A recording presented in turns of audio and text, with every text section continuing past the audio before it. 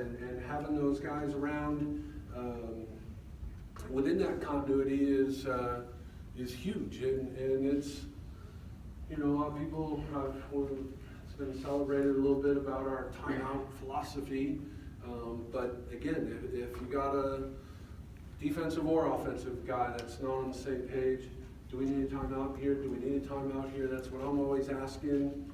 No, coach, we're fine. No, coach, we're fine. No, coach, we're fine. And the one guy I told you that it didn't work out with, it didn't work out. The guy was, there's not a guy I respect more as an American than this guy. You know, his work ethic was above and beyond anything I've seen before or since. We never, you know, we had our disagreements, and I respect the living heck out of that guy because he just kept showing up, showing up, showing up. Did it work out exactly perfectly? No, but it all ended amicably. Everything, respect and all those things are there, but it just is such a reminder to me about surrounding yourself with great people. And I've been lucky to do that. I think that's vital.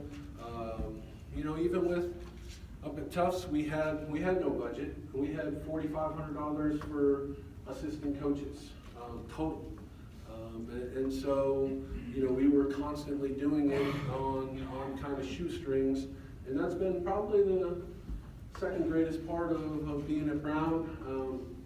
You know, certainly it worked out great for me and our family.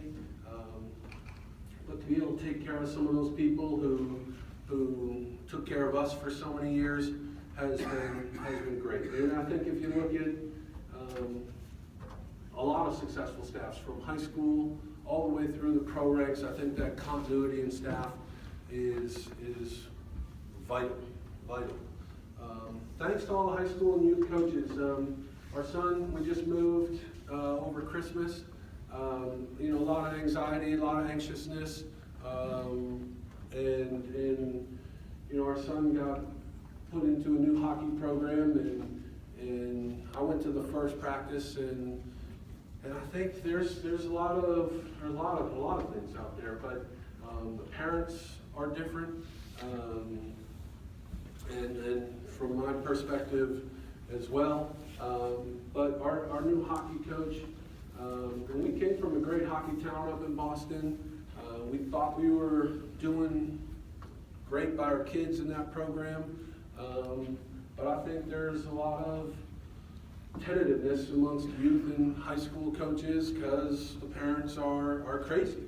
And well, I can't yell at that kid because then I got to deal with the parent. And I mean, I sit in the stands and cringe most of the time, and I'm like, Nora, are the parents like this when I'm coaching? And yeah, they are. So thankfully our bench is on the other side of the field, I guess. But you know, and so the first practice and the new coach, and you know, kid shows negative emotion and slams a stick, and coach throws him off the field. Another kid gets hit later in the hand and goes down like a sack of potatoes, and he's get up, yell, not yelling, but holding them accountable, holding them to a standard that I don't think parents hold kids to these days. And I'm not that guy when I was a kid yet, but I'm closing in on it, that's for sure. So, you know, and first person wise, I talked to my wife all about it when she starts coddling our son or daughter, and I'm like, hon, when these kids get to college, I'm gonna have to undo all this, so please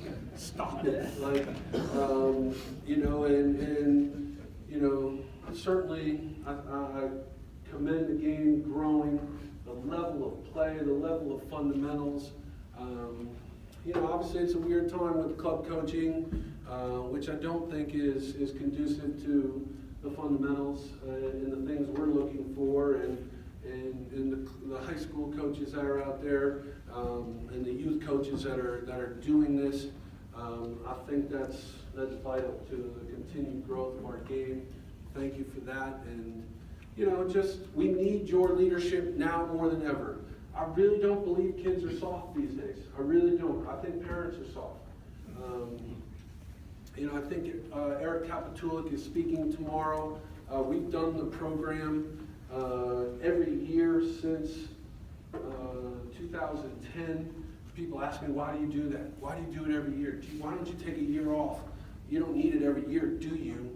And my answer is we need it 16 times a year. I mean, we need more discipline, more adversity, and that's not screaming and yelling. For those of you who know Eric, he is as measured, as calm, never raises his voice in the course of 2 days with our athletes. It's not screaming and yelling. It's not berating. It's not anything. It's just mentorship, leadership, holding kids accountable. We need it now more than ever. And, you know, as I said, I mean, parents are soft these days. Speaking, you know, I'll never forget the first time one of our kids got made fun of was maybe kindergarten, and my wife, who's care and protection lawyer, as liberal as everything. I mean, she wanted to drive over to school and beat up a 6-year-old girl. That made fun of her kid. I'm like, wow, it's okay. She'll figure it out. You know, and that's, I think I said this a lot to parents. You know, you would do anything for your kid, right? Oh yeah, that's why I'm trying to clear the path, and snowplow parents and helicopter parents and all that. You know, and by not allowing kids to fail these days, I mean, we see it all the time in college.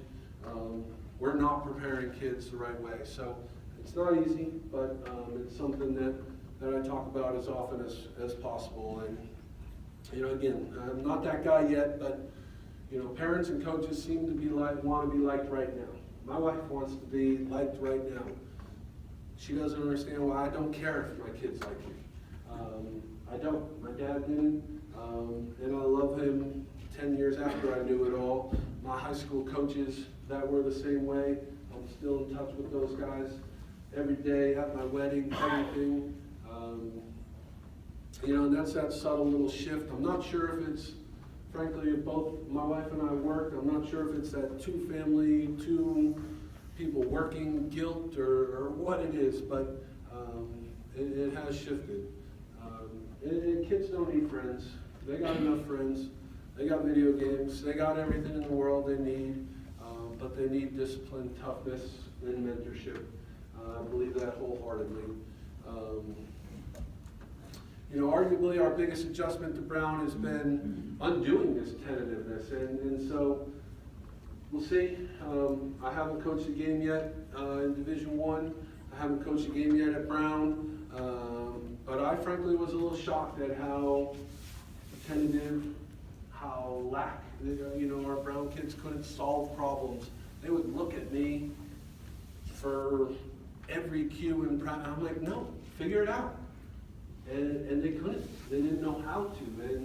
And that's just where, again, we take it pretty hard. You know, as our team being a reflection of the head coach. And so if that team is tentative, if that team can't make that decision, that's a reflection of us. And we've got to change that reflection if we don't like it. And it's not yelling and screaming. You know, it's certainly not, you know, when I yell, the guys know.